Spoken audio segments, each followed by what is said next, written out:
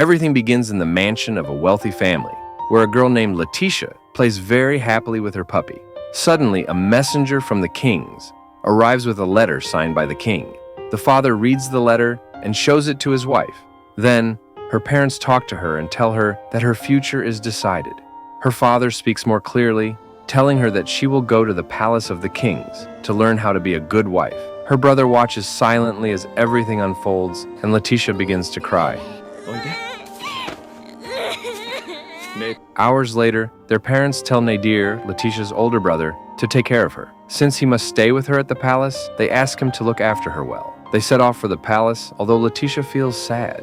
After some time, they arrive at the palace and start walking inside, where they see a portrait of the king and queen.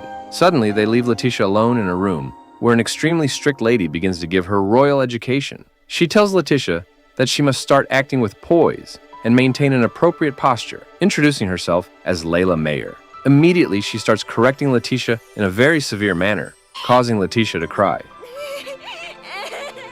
Hours later, while she is crying, her brother Nadir tells her that she must continue with her lessons. But Leticia tells him that she hates being yelled at by someone who is frightening. Nadir responds that everything is already decided.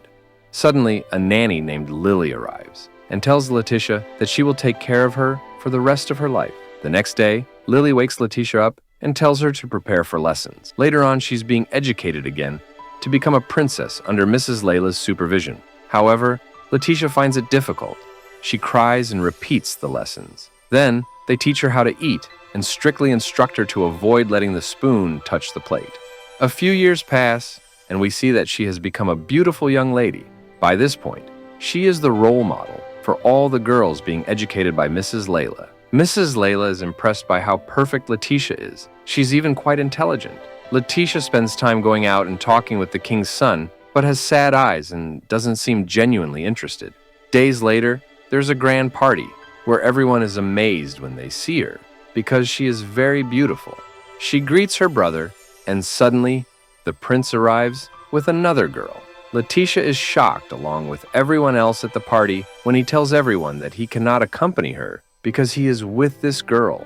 Leticia responds that this means the end of their engagement, and the prince confirms it. Everyone thinks she will cry a lot. However, she bursts into happiness because she feels free. Leticia then tells her brother that he must fulfill what he promised long ago. We flash back a few years when she told him that she did not want to marry the prince. But Nadir tells her that it cannot be done. Leticia insists there must be a way, and suggests that if the prince falls in love with someone else, it would be possible since their marriage was arranged. Nadir agrees that this would be their only possibility. Leticia celebrates in the present because she is free and thanks the other girl for freeing her from that prison of life.